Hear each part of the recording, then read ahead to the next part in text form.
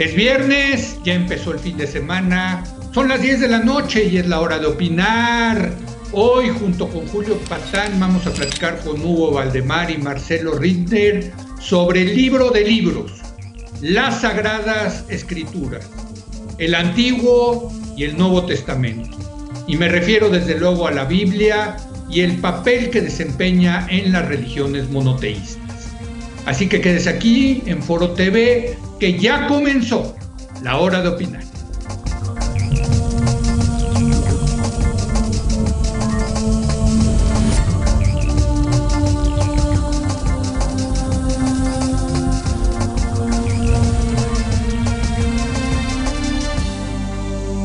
Muy buenas noches. A lo largo de estos 11 años en el programa hemos hablado de muchísimos libros, pero hoy vamos a platicar del que quizás sea el más famoso, ciertamente es el más vendido y también quizás sea el más influyente de todos los tiempos.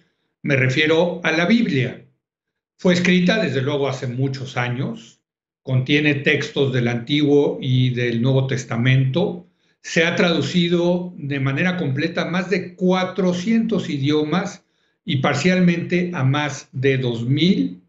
Y aprovechando ahora que viene la Semana Santa, todos los festejos religiosos de las religiones monoteístas, vamos a platicar de la Biblia, de las Sagradas Escrituras.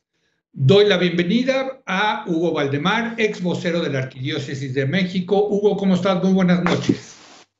Con el gusto enorme de estar con ustedes, participando aquí de este programa, como siempre, Leo, a sus órdenes, a tus órdenes. Muchas gracias, Hugo, y muchas gracias también a Marcelo Rittner. Él es rabino emérito de la comunidad Betel. Por cierto, hay que decir que estamos grabando este programa porque como es viernes en la noche, pues Marcelo está pues cumpliendo las reglas del Shabbat. ¿Cómo estás, Marcelo? Buenas noches. Hola, buenas noches, buenas tardes. Un gusto, como siempre, estar con Hugo y estar contigo, Leo. Pues muchas gracias. Y también regresó a los programas de viernes mi querido Julio Patán. ¿Cómo estás, Julio? Buenas noches. Querido Leo, ¿cómo estás? Qué gusto saludarte, qué gusto saludarlos. Les mando abrazos desde el lejano sur de la Ciudad de México. Pues encantado de hacer este programa, la verdad, de veras, de veras. No es retórica, son esos programas donde aprendes cosas que no has aprendido debidamente, Leo. Totalmente de acuerdo. Han sido todo un éxito estos programas con nuestros expertos religiosos. Y déjame comenzar contigo, Hugo. Pues la pregunta de cajón, ¿qué es la Biblia? Para ti, ¿qué es la Biblia? Bueno, la Biblia, su nombre lo dice, es de origen griego. La palabra significa libros. Estamos hablando de un conjunto de libros que contienen las bases, los fundamentos de la fe judeo-cristiana. Y desde una perspectiva de fe, pues la Biblia es muy simple. Para nosotros es la palabra de Dios que a través de los siglos se ha fijado por escrito y que se ha transmitido primeramente de forma oral, de generación en generación. Posteriormente se han puesto por escrito los libros y pues han llegado hasta nosotros, y es la palabra misma de Dios que se hace presente allí y que nos sigue hablando, no solo que habló en el pasado, sino que incluso hoy en día, cuando abrimos la Sagrada Escritura y la leemos, nosotros entendemos que a través de esto que leemos, Dios nos está hablando. ¿Qué es la Biblia para ti, Marcelo? Bueno, es difícil tratar de buscar una definición de la Biblia. Es un libro que contiene el origen, digamos, los primeros, la creación del universo y el relato de cómo se va desarrollando toda la sociedad, de los individuos, etc. Lo puedes ver desde ese punto de vista, cuestionando mucho los tiempos, los números, pero por otro lado creo que mi acercamiento a la Biblia es la de yo creo que, fíjate que lo que me voy a atrever a decir, pero yo creo que fue la primer gran telenovela en la historia de la humanidad. ¿Y por qué le doy este enfoque? Porque si tú abres el libro de Génesis, vas a empezar a encontrar historias que son historias de individuos, de familias, de gente que encuentra una idea de la fe, gente que, como Kierkegaard, que habló de Abraham como el caballero de la fe, estuvo dispuesta a sacrificar a su hijo Isaac porque oyó la voz de Dios. Entonces yo creo que la Biblia la podemos leer como un libro en el cual nos podemos reflejar nosotros mismos como individuos, podemos aprender nosotros mismos como individuos al ver historias de familias como las nuestras, de hijos rebeldes, de hijos bien comportados, de hijos que dejan el negocio del padre para ir a buscar la fe de un Dios que no conoce. Y creo que eso es, a mí en lo personal, lo más atractivo que encuentro, que me fascina. O sea, no es un libro que leo con una perspectiva antropológica, con una perspectiva histórica, porque ¿cómo puede ser que Matusalén vivió 900 años? Pero ese no es el mensaje. El mensaje es que tuvo una vida prolongada en relación probablemente a lo que era en aquella época. Entonces creo que es un libro que hay que leerlo buscando encontrar el mensaje de fe en la vida, de cómo es la vida, de qué es la vida. Que la vida no es simplemente siempre estar con triunfos, sino que hay dificultades. La propia fe te enfrenta con esas dificultades. Y creo que es un libro de enseñanza, de asombro, que hay que leerlo con los ojos del corazón, no solamente con la mente, ¿no? No, sí, totalmente, Julio. Yo es un libro que he leído porque me parece que es fundamental que lea este libro, no solamente por convicción religiosa, sino porque es un libro muy interesante. Ya lo decía Marcelo, por las relaciones personales, familiares. Hay muchas historias de poder, por ejemplo, para los politólogos que nos gusta eso, cómo el pueblo de Israel va y le pide a Dios que quieren tener un rey, por ejemplo, ¿no? Las intrigas palaciegas, desde luego, y desde el punto de vista poético, los salmos son una maravilla, en fin. Creo que hay mucho contenido, como le dicen ahora, en este libro fantástico que es la Biblia, ¿no? Sí, y de muchas capas, ¿no? Mira, Sí. A ver, yo me crié en una familia que no lo sabía, pero tenía otra forma de la fe, que es lo que se llama ser de izquierdas, ¿no? Sí. Y eso implica, en ciertas formas de la izquierda, cancelar el conocimiento de otras formas de fe. Mi familia no era muy talibana ni nada, pero no conocimos suficientemente ese poderosísimo libro de libros, que luego, igual que tú, con los años, bueno, lo he ido leyendo, me he ido familiarizando con muchos aspectos de la Biblia, algunos, no los que debería, y te das cuenta que es un libro que se roza con la filosofía, por un lado. Yo estudié filosofía y es increíble, pero nunca a nadie en la UNAM se le ocurre que es una buena idea que tengas que familiarizarte con la Biblia para hacer una buena carrera de filosofía, ¿no? O a casi nadie. Es un libro que se roza, lo decía con mala leche y no, con muchas de las formas contemporáneas de la fe, o sea, incluso la fe política, diría yo, en sus buenas y en sus malas manifestaciones, toma a veces sin darse cuenta muchos ingredientes de la Biblia. Tiene que ver, y esto de ninguna manera lo digo de una manera despectiva, todo lo contrario, tiene que ver con la formación de mitos, ¿sí? Esto es un enorme elogio al libro. Es un libro que crea mitos a lo largo de los siglos. Es un libro que está relacionado con las artes visuales en sus mejores expresiones, con la música en sus mejores expresiones, en fin, capas y capas y capas y capas, aparte de la fe, por supuesto, ¿no? Entonces, yo siempre he dicho que es imperdonable que no tenga yo un conocimiento lo suficientemente riguroso, extensivo y etcétera de la Biblia, que también he leído y he leído con fascinación. Con eso termino, otro momento poético extraordinario es el Cantar de los Cantares, ¿eh? Sí, sí, claro. Extraordinario, eso es una belleza. Sí, sí, sí, totalmente.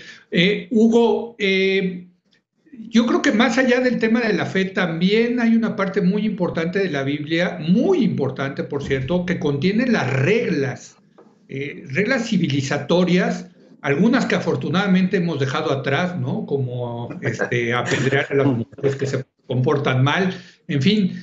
Pero está esta otra parte, ¿no? Digamos, legal, legislativa de la Biblia, ¿no, Hugo? Bueno, no olvidemos que en las civilizaciones primeras no estaba separada la fe de la vida cotidiana, de la vida civil, eran un conjunto, ¿no? Entonces, al ser un conjunto, lógicamente, la vida religiosa también rige la vida civil y las relaciones con los demás. Como prototipo tenemos justamente lo que así resumimos o llamamos los 10 mandamientos, ¿no? Son normas que Dios establece en relación para con Él y en relación para con el prójimo, para con los demás. Podemos decir que son las cosas básicas, los 10 peldaños básicos para vivir una vida adecuada desde la perspectiva de fe y desde una perspectiva social. Y lógicamente en el Antiguo Testamento pues hay toda una serie de libros y de normas, incluso con mucha detalle de cómo se debería normar la vida civil, la vida de las relaciones con los demás, el ejercicio de la justicia, cómo se tenía que hacer el culto hasta el mínimo detalle. Esto que nos está diciendo Marcelo, la Biblia es un biblio que cubre la vida misma del hombre, ¿no? No solamente una parte quizá espiritual, sino es la vida misma del hombre, que es un conjunto y no está separado. Hoy, en la época moderna, somos dados a hacer de la vida separaciones, ¿no?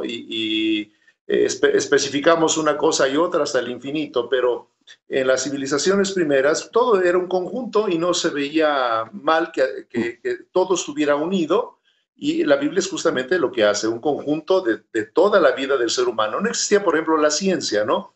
Entonces, sí, muchas visión del hombre, incluso hasta visión de la Tierra, hasta podemos decir geográfica, cosmológica, está contenida en la Biblia porque no había esta división que hoy tenemos. Entonces, es un libro que abarca todo lo que la persona es. Eso es lo extraordinario y por eso no pierde nunca vigencia, ¿no? Claro que siempre tenemos que interpretarlo y siempre también las ciencias bíblicas que hoy son muy avanzadas nos ayudan a entender digamos, el significado original que tuvo en la sociedad donde se dio la Sagrada Escritura, pero más allá de esto, siempre tiene vigencia y siempre tiene muchas cosas que enseñarnos y decirnos al hombre de hoy. Eso es lo extraordinario, no pierde vigencia la Sagrada Escritura. Hay cosas sin duda que sí y que bueno, es parte de ese progreso que vamos teniendo en la humanidad, pero yo diría que el 90% sigue perfectamente vigente.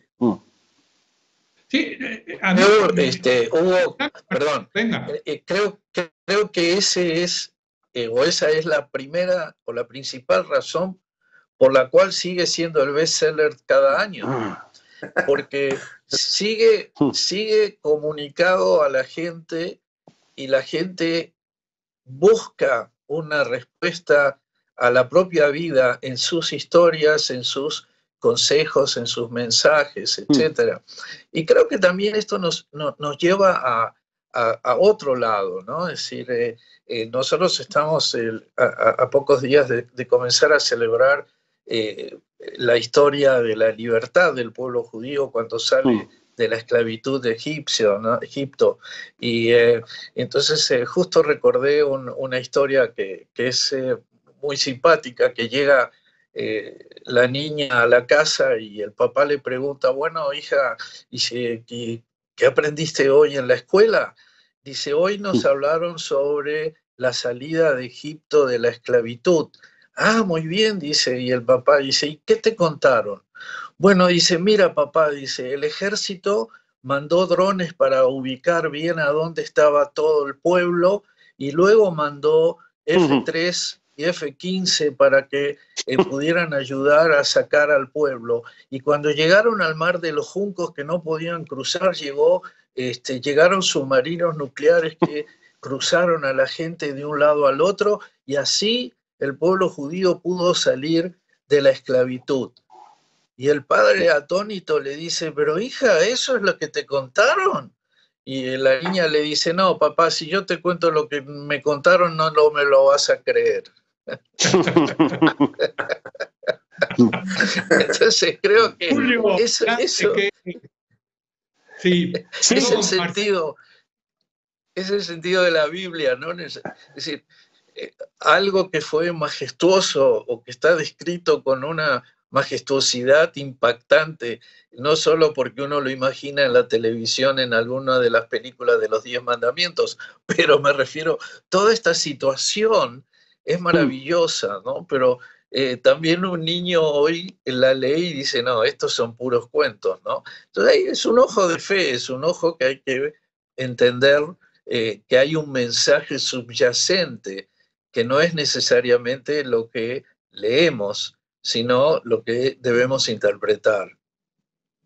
Sí, por cierto, yo quiero decir que para mí una de mis historias favoritas de la Biblia, si no es que la favorita, de hecho, es la del Éxodo. A mí me encanta esta búsqueda del pueblo de Israel, de liberarse de la esclavitud, el rechazo de los egipcios, la grilla que se arma, las pandemias que les caen, ¿no? No, y finalmente la salida y lo que viene después también es muy interesante, pero en fin, tú querías comentar algo, Julio, adelante. Mira, dice alguien por ahí que lo que tal vez nos distingue antes que nada como especie es que contamos historias, ¿sí? Con esto tampoco estoy diciendo que contemos nada más ficciones o no, eso es independiente. Contamos historias. A Marcelo le gusta contarnos historias, ¿no? Y es una de sus partes más encantadoras. Bueno, la Biblia es es la fuente de historias, pero no me refiero con esto cuentitos o ¿sí me explico? No. Son esas historias que nos han constituido como civilización o como civilizaciones, Leo, ¿sí? Oye, estas historias están en la raíz. ¿Qué tal la de David que le gusta a una chava, ¿no? Y manda al esposo hasta delante del ejército para que lo maten y ella quedarse con la chava, ¿no? O sea. Exactamente. Y hay historias de rebeldía, hay historias de caradura, hay historias de amor, hay historias de valentía, de sacrificio. Y luego estas historias, perdón Marcelo que te interrumpí, siguen reapareciendo en nuestras civilizaciones de mil maneras, Leo, a veces casi sin que nos demos cuenta, y ahí están en la raíz. ¿Tú querías decir algo, Marcelo? Sí, no, yo decía justamente reforzando lo que dice Julio, es que creamos historias, vivimos historias, y esas historias nos ayudan a entender nuestra propia vida, nuestro propio camino, nuestro propio destino. Y creo que eso es algo que aprendemos de la Biblia, porque tú comienzas, digamos, a partir de un primer hombre, que es Adán y Eva, y la historia trágica que deben vivir de perder un hijo, porque el hermano lo mata. Y bueno, claro, llega alguien y te dice, sí, pero ¿de dónde salieron los otros hijos entonces?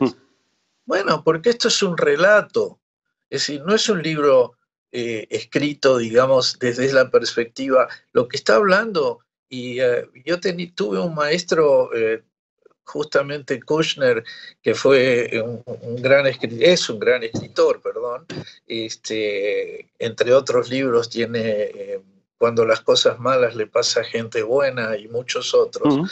Y bueno, y él decía que el versículo más bello para él en la Biblia era justamente el momento en que dice que Adán y Eva lloraron por su hijo y después fueron y se enamoraron, o sea, como diciendo, era una forma de decir que tuvieron una relación y procrearon más hijos, dice. Ese es el mensaje. El mensaje es que a pesar de un dolor tan fuerte, no debes dejar de seguir buscando vivir. Entonces, depende cómo tú lo vas a leer, así lo vas a querer entender. Depende de lo que tú entras a buscar al encontrar la lectura, es lo que vas a usar, digamos, como respuesta. No, totalmente. Y Hugo, yo quiero decir que yo también he leído el Nuevo Testamento, los Evangelios, que cuentan la historia de Jesús. Es una historia fascinante, o sea, sí, desde el nacimiento hasta la crucifixión y desde luego lo que pasa después también, ¿no? En fin, me parece que también es una historia, pues, ¿qué te puedo decir? Para los que no somos católicos o cristianos, también es una historia muy interesante de leer. Sí. Y no olvidemos también que Jesús usaba mucho las historias para dar su mensaje, ¿no? Las parábolas, por ejemplo, son espléndidas, que él usa, la del hijo pródigo, aquel hijo que se aleja y vuelve, el padre lo recibe, la del sembrador, en fin, usa muchos ejemplos porque las historias siempre se nos quedan, ¿no? Son cosas de la vida humana, cotidiana, no son conceptos que tengamos que aprender, que razonar tanto, basta ver el ejemplo para entender. Y por supuesto que la historia de las historias, para nosotros que sí creemos en Jesús, pues es la vida misma de Jesús, su historia, su nacimiento, ¿verdad? Su predicación, posteriormente lo que él sufre, y ahora vamos a celebrar en Semana Santa lo que llamamos su pasión, su muerte, su resurrección, y posteriormente esa historia continúa con los apóstoles, que es fascinante también el libro de los Hechos de los Apóstoles, y bueno, después vienen sí, más que historias, las cartas, las reflexiones que hará Pablo y que harán los mismos apóstoles acerca de Jesús. Pero Jesús es una gran historia, ¿sí? Y yo ahorita que escuchaba que decían ustedes de lo fascinante que son las historias contenidas en la Biblia, los arquetipos que tienen, ¿no? Que finalmente reflejan lo que es el ser humano. Pero atención, no hay que olvidar una cosa, porque podría ser un libro más de historias, pero este libro de historias es un libro en el que Dios interviene, en el que Dios actúa, en el que Dios incluso modifica la historia. Por ejemplo, el caso de la esclavitud que sale el pueblo judío de Egipto, modifica la historia, ¿no? Y quizá que es la gran novedad, a diferencia de otros grandes libros de historias que tenemos, que son fantásticos. Pensemos en la literatura griega, por ejemplo, tiene cosas fantásticas, ¿no? Y sin duda a nivel literario posiblemente superiores a lo que encontramos en la Biblia. Pero la novedad de la Biblia es que Dios interviene, Dios irrumpe en la historia, cosa que no sucede en otras religiones, en otras visiones del hombre, sino que Dios asume con su pueblo una responsabilidad, se hace presente con ellos, los guía, y es justamente a través de la historia, de la grandeza, la miseria, el pecado, como va guiando a su pueblo, como va llevándolo a esa realización que Él quiere. Y para nosotros ciertamente la historia de las historias pues es la misma vida de Jesús, que nos da un gran mensaje de amor, de salvación, de reconciliación, de fraternidad, donde pues es quizás el gran ideal de la humanidad, ¿no? Que nos podamos ver como una gran familia humana, unidos en torno a valores fundamentales como es el amor, el perdón, la comprensión, la tolerancia. No, totalmente. Tengo que hacer una pausa. Este tema de la intervención divina me parece muy interesante, porque la intervención divina muchas veces es durísima, durísima. Pero regresamos en un momento más. Estamos platicando con Marcelo Rittner, Hugo Valdemar y Julio Patán sobre la Biblia. Regresamos en un momento más.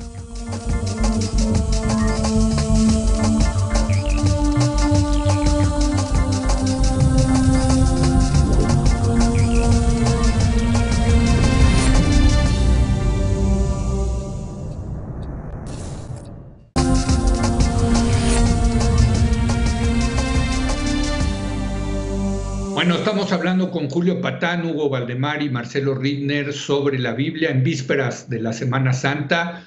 Marcelo, decía Hugo que pues, está la intervención divina a lo largo de la Biblia, que hay un personaje que es Dios, que puede ser misericordioso, piadoso, pero también puede ser tremendo, tremendo, durísimo. Por ejemplo, la expulsión del paraíso, porque el hombre y la mujer, Adán y Eva, se atrevieron a comer del fruto prohibido, que no es otro más que el de la sabiduría. Esa me parece una historia muy interesante y los echa del paraíso y nos condena a trabajar. Acá estamos trabajando, por cierto, estamos aquí trabajando por culpa de Adán y Eva, y a las mujeres, pues que los dolores de parto. En fin, sí puede ser muy duro Dios en la Biblia. Bueno, yo creo que muchas veces Dios actúa como el padre o la madre. Sí. Perdón, en estos días creo que sería muy positivo imaginar tal vez una imagen divina femenina, que es algo que en la propia Biblia en algunas cosas se hablaba de Lilith, ¿no? Que era la imagen de una diosa femenina. Pero bueno, lo dejamos esto para otro tema porque creo que sería interesante poder discutir, pero yo lo veo en el sentido de un padre o una madre que van tratando de buscar el mejor comportamiento y la mejor respuesta de sus hijos a lo largo de la vida. Es curioso porque... Pero a ver, Marcelo, ¿por qué un padre debería o una madre debería de castigar a sus hijos porque comieron el fruto de la sabiduría? ¿No? Porque así dice la Biblia, si no mal recuerdo, ¿no? Bueno, es del bien y del mal, pero de todas maneras, ahí es donde justamente yo menciono con qué ojo estás leyendo. Es decir, okay. Yo lo entiendo en una línea, por supuesto, teológica, pero una línea afectiva. Dios no está haciendo esto para el mal, pero hay un ajuste de Dios a cómo el hombre va reaccionando, porque Él lo creó a su imagen y semejanza y Él imagina que el hombre es aquello que Él creó, pero al darle el libre albedrío, le está dando la posibilidad de elegir. Y hay momentos en que el hombre o la mujer eligen lo que Dios no imaginó que iban a elegir o que elegirían en algún momento. Sin embargo, en la literatura rabínica hay una historia muy profunda en la que dice que después que estuvieron deambulando fuera del paraíso durante muchísimo tiempo, al llegar de regreso, que Dios los perdona, dicen que llegan y que le preguntan a Dios, bueno, ¿qué es lo que vamos a tener ahora en el paraíso? No, dice, aquí no vas a tener que trabajar, aquí no vas a tener que hacer nada, va a crecer la fruta, va a crecer todo, vas a poder admirar la naturaleza, para decir una cosa, ¿no? Y que finalmente el hombre y la mujer, Adán y Eva, se miran y dicen, ¿sabes qué? Mejor nos quedamos aquí donde estamos, porque esto tiene más sentido de vida que un paraíso. Y creo que esa es la enseñanza. Sí. Bueno, yo tengo que decir que yo leí un libro de Jack Miles, creo que se llama Dios, una biografía, que precisamente habla, Julio, de este personaje Dios, ¿no? Viéndolo como un personaje que a veces puede ser duro, a veces puede ser misericordioso, en fin, y no hay que, ahora que estamos hablando de la Biblia, es el gran personaje del libro. Claro. Dios. A lo mejor porque se parece muchísimo a nuestras vidas también, ¿no? Que es como a mí me gusta interpretarlo. Es decir, también la vida es esa dureza, digamos, y también la vida es luchar por lo que quieres, y también la lucha es la sensación de fracaso y sobrellevarla. la vida es el amor y etcétera, ¿no? Creo que tiene que ver con eso. Me acordé, fíjate, porque además luego también es, en un cierto sentido, da un paso al costado y te deja tomar tus decisiones, ¿no? Fíjate que unos siglos antes, todavía tengo algunos recuerdos de mi pésima carrera de filosofía. Mira, circulaban por ahí los epicureístas griegos, ¿no? Contra lo que se piensa, los epicureístas no eran unos tipos que creían en los placeres desaforados y eso, al contrario, creían en una especie de administración de lo sensorial y etcétera para alcanzar una vida feliz. Y tenían una manera peculiar de entender eso. Ellos decían, a ver, somos materia y hay que actuar en consecuencia. Pero no es que no existan los dioses, ellos hablaban en plural. Decían, no. Lo que pasa es que los dioses son unos seres que están ahí por ahí en otro lado, en su rollo, pasándola súper bien y no les importamos. Así que sigan adelante con su vida, llévenla inteligentemente. Bueno, evidentemente al Dios bíblico sí le importamos, pero a final de cuentas lo que hacen es un poco lo mismo. Es decir, trasladan a ti la decisión, ¿no? Claro. Fíjate cómo... Esa es la que es una maravilla de la Biblia. Es decir, otra vez, la infinita cantidad de posibilidades de interpretación de lo que te están diciendo, ¿no? Y su mucha distancia y su mucha cercanía con cosas que parecen muy ajenas, a eso me refiero. Sí, yo lo que quisiera señalarte, Julio, es que también hay en toda la mitología babilónica o pre-mesopotámica, en fin, lo que creo es que esto lo que nos enseña es justamente que hay mitos que fueron ya previamente relatados. Por ejemplo, el episodio de la destrucción del mundo por Noé es algo que en los mitos babilónicos está presentado de otra manera. Es decir, lo que se presenta es que Dios está durmiendo y que el ruido del mal comportamiento de la humanidad lo despierta y él se levanta de mal humor y decide destruir la humanidad. Acá se vacía el contenido y se inyecta otro contenido ético. Y creo que eso es parte de lo que vamos a ir encontrando a lo largo del camino de la Biblia. Vamos a encontrar esa permanente inyección de enseñanza ética que nos va a ir creando una línea de vida, una línea social, una línea que nos permita ser una humanidad. ¿Qué es lo que encontramos también en la lectura? Que a lo largo de ese proceso hay pasitos para adelante y hay pasitos para atrás. Algo que podemos encontrar permanentemente en nuestros propios días, ¿sí? Porque Dios los libera de Egipto, los salva, se abre el mar, toda esta historia para mostrar la magnificencia del acto de Dios, del poder de Dios, ¿no? Y una vez que están del otro lado, pasan un par de días y ya se están quejando de que les falta comida, de que les falta agua, que estaban mejor en la esclavitud. Es decir, eso también es el ser humano y eso es lo que está mostrando. No, es un autorreflejo para nosotros mismos entender cómo a veces nos comportamos frente a las expectativas de nuestro Padre, de nuestro Dios, de aquel que está pretendiendo hacer de nosotros seres humanos que dejen su propia huella también y que sean buenos vendedores de fe de lo que representamos. Hugo.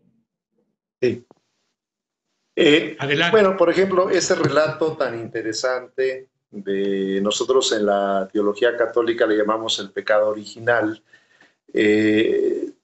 no consiste ciertamente en haber tomado simplemente de un árbol una cosa tan banal, sino que Dios especifica el árbol de la ciencia del bien y del mal. Y aquí lo que nosotros interpretamos es que quien determina quién es el bien y quién es el mal es siempre Dios. El problema está cuando el hombre quiere ponerse en el lugar de Dios a determinar qué es lo bueno, qué es lo malo, desde su libertad siempre lo ha hecho, lo sigue haciendo hoy en día, y que incluso esta perspectiva pueda ser contraria a Dios, contra Dios, ¿no? Es la pretensión del hombre de querer ser como Dios, es la tentación de hecho que hace la serpiente, serán como dioses, ¿no? Querer ser como Dios, pero al margen de Dios, o peor todavía, contra Dios. De ahí que la reacción que tiene Dios es tan severa, es tan fuerte, ¿no? Pero que no olvidemos un don maravilloso que ha dado al hombre, que a mí incluso me resulta incomprensible hasta qué punto lo da, que es el de la libertad o el libre albedrío, esta capacidad de tomar nuestras propias decisiones, así sea para equivocarnos o para llevarnos a la destrucción. No olvidemos que en la misma Escritura el Señor dice, pongo delante de ti dos caminos, el que conduce a la vida y el que conduce a la muerte. Tú sabes cuál escoges, pero finalmente Dios respeta tanto la libertad del hombre que es cada quien elige por qué camino ir. Por supuesto, es un lenguaje simbólico el que usa la Biblia. Hay que tener mucho cuidado en cómo se interpreta, no se puede tomar literalmente, porque también va dirigido a una época, a una cultura, pero el mensaje esencial subsiste siempre, está siempre ahí presente.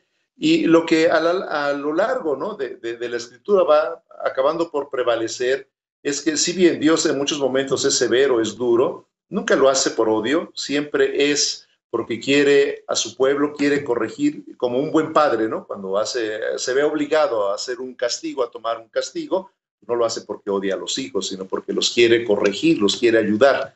Esta perspectiva de Dios misericordioso me parece que siempre sobresale, aún en las decisiones más duras que toma. Pienso, por ejemplo, Moisés, recuerden, ¿no? Después del largo trayecto que hace con la liberación del pueblo, no le permite entrar a la tierra prometida, ¿no? Pareciera una medida injusta, terrible, ¿no?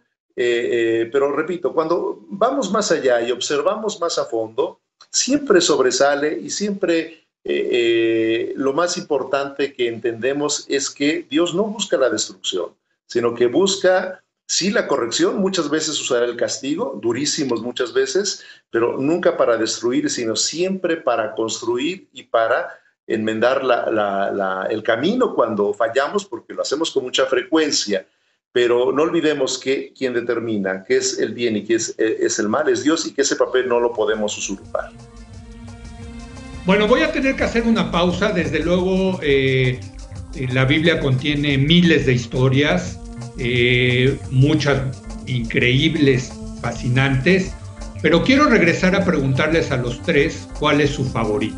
Yo sé que está difícil, sí, pero piénsenla durante la pausa comercial y regresamos, y con eso concluimos en este magnífico programa acerca de la Biblia.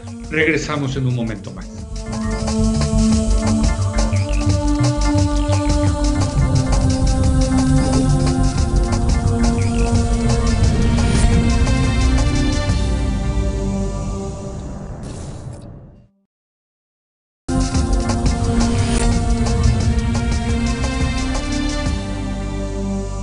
Regresamos, estamos hablando con el padre Hugo Valdemar, el rabino Marcelo Ridner, y me acompaña Julio Patán, sobre la Biblia. Y ahí dejé en el segmento pasado plantada una pregunta. Desde luego la Biblia contiene muchas historias, miles me atrevería a decir, y hay unas que nos gustan más, hay unas que nos gustan menos. ¿Cuál dirías que es una de tus favoritas, Hugo Valdemar? Yo escogería dos, una del Antiguo Testamento y otra del Nuevo.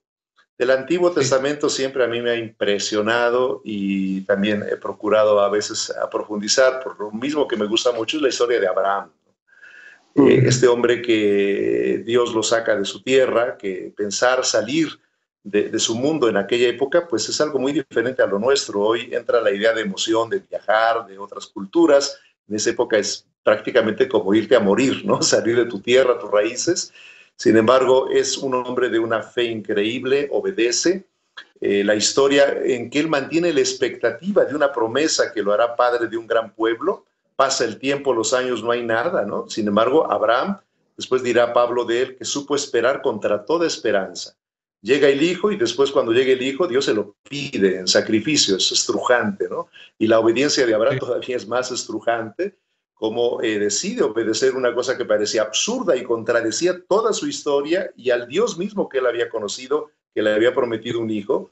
Sin embargo, no lo niega, es asombrosa la obediencia, Dios obviamente lo recompensa, pero es una historia verdaderamente impactante, ¿no? Y la otra que yo escogería, pues es una parábola de Jesús sobre el hijo pródigo, ¿no? La misericordia de Dios, que es un padre, que esa es la gran revelación de Jesús, que ya el pueblo judío, de hecho, lo veía así, lo llamaba como padre, entre otras cosas, ¿no?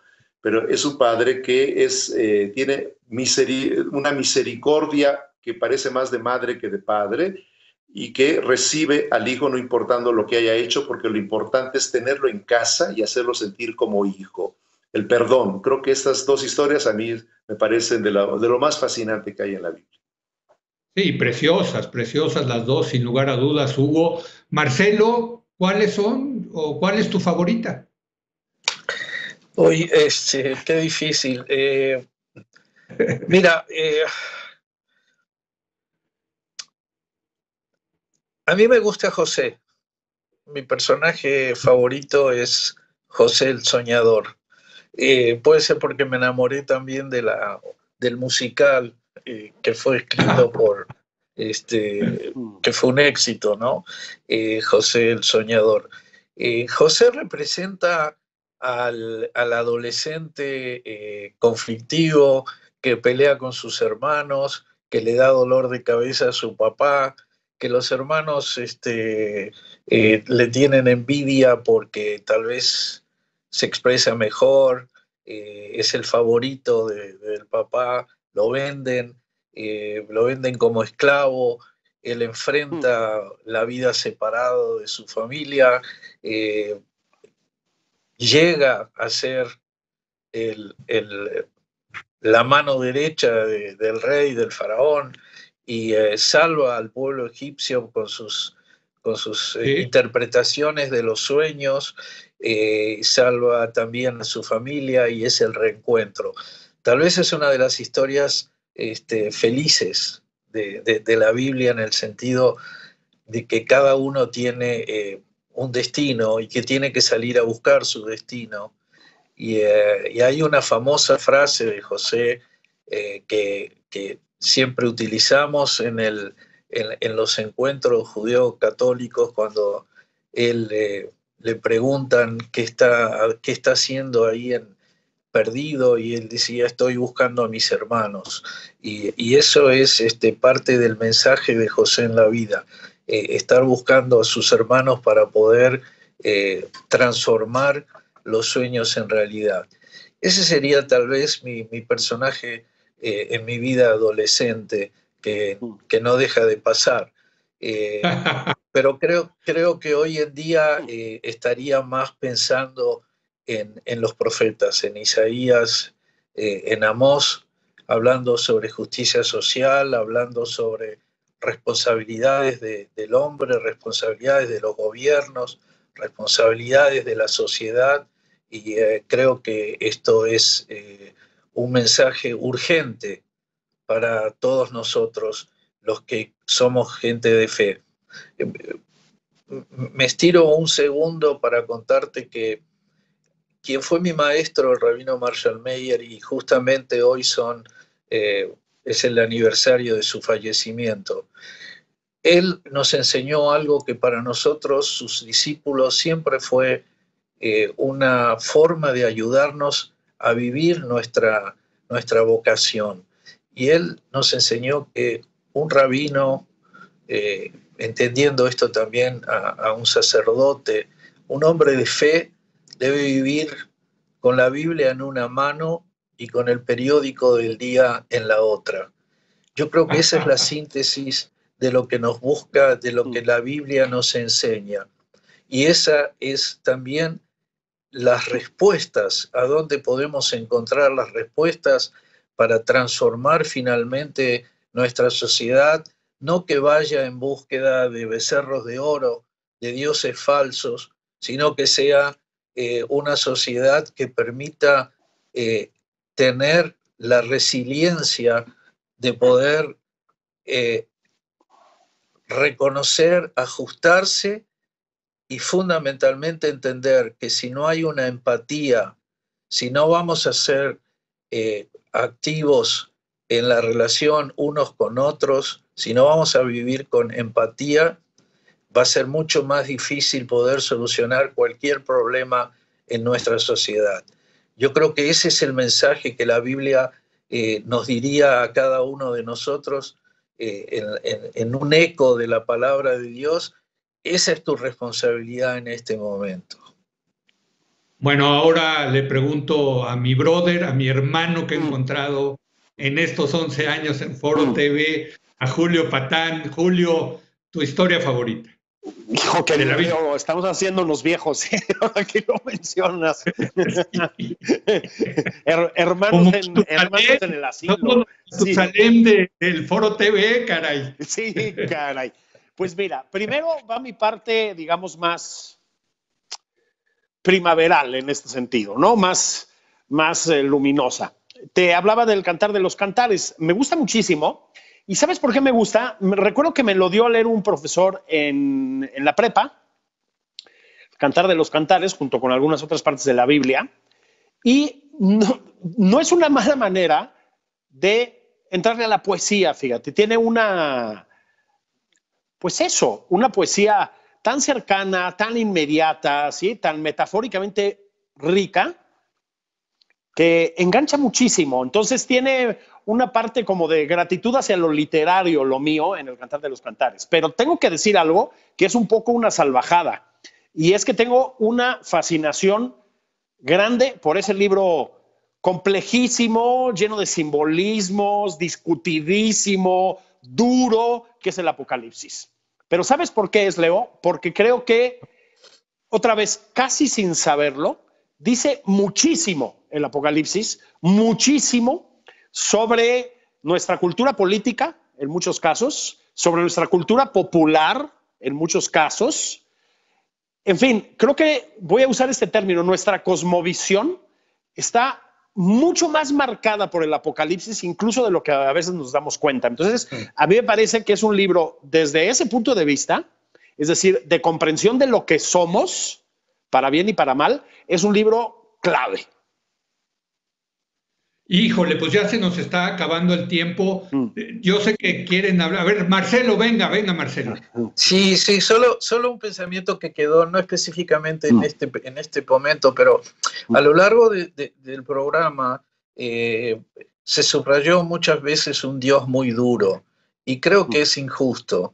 Es un Dios que es duro cuando se requiere toma de decisiones, pero quisiera dejar también la imagen de un Dios que está abrazando, que está acompañando, que está consolando, y que muchas veces, a pesar de que el hombre no lo mereciera, el ser humano no lo mereciera, perdona y da oportunidades. Y creo que esa es una imagen más completa y más justa.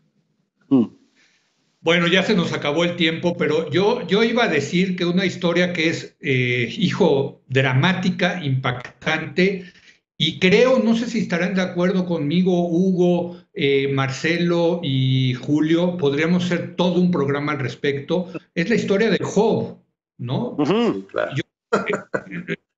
Qué barbaridad, ¿no? O sea, este diálogo entre Dios y el diablo, la puesta en, pues, el cómo lo ponen en prueba a Job de su fe a Dios. Híjole, a mí es una historia, no sé si me gusta, pero me parece tremenda, dramática. No sé si estarás de acuerdo, Hugo. Pero toca un tema que siempre ha sido un dolor de cabeza, ¿no? Que es el tema del mal y el sufrimiento del inocente, ¿no? Dos temas muy álgidos que, por supuesto, Job profundiza de una manera increíble en los diálogos que tiene con sus amigos, que supuestamente llegan a consolarlo y lo acaban desconsolando, ¿no? Y llegan a defender a Dios, y curiosamente después Dios a ellos es a quienes reprende, ¿no? Pero es de una profundidad increíble asomarnos a esta perspectiva del sufrimiento, ¿no? del porqué del sufrimiento, el para qué del sufrimiento, qué relación tiene Dios en cuanto al sufrimiento y también por qué el justo tiene que sufrir, ¿no? Porque finalmente era un hombre justo. Entonces, sin duda que es fascinante, sin duda que ha sido un libro inspirador a muchísimas generaciones en muchos siglos y que tiene mucho que dar y que explorar. Es un maravilloso libro. Bueno, oigan, yo quisiera seguirme con ustedes mucho tiempo más, pero nos caen las vacaciones. Se acabó el tiempo. No está mal, no está mal. Bueno, las vacaciones, hay que decirlo, las conmemoraciones tanto de la Pascua judía como de la Semana Santa cristiana. Les deseo que tengan unas fiestas fantásticas, maravillosas, en conjunto con su familia. Nosotros vamos a descansar 2 semanas, la Semana Santa y la Semana de Pascua, y regresaremos en la hora de opinar dentro de 3 semanas. Por lo pronto le agradezco a mi brother, a mi hermano que me ha encontrado en el camino, a Julio Patán. Muy buenas noches, Julio. Abrazos, queridísimo Leo. Abrazos, queridos amigos. Pásenla muy, muy, muy bien. El rabino Marcelo Ridner. Marcelo, felices fiestas y nos vemos pronto. Gracias. Muchísimas gracias y por favor cuídense, ¿no? Estamos del otro lado. Totalmente de acuerdo. Qué bueno que lo dices. Qué bueno que lo dices. Y el padre Hugo Valdemar. Hugo, gracias, muy buenas noches. Y muchas gracias a usted por habernos acompañado. Como le dije, nos iremos a descansar la Semana Santa, la Semana de Pascua, y yo lo veré el próximo lunes 12 de abril, cuando otra vez sea la hora de opinar. Que tenga felices fiestas, cuídese por el tema de la pandemia y que sea muy feliz.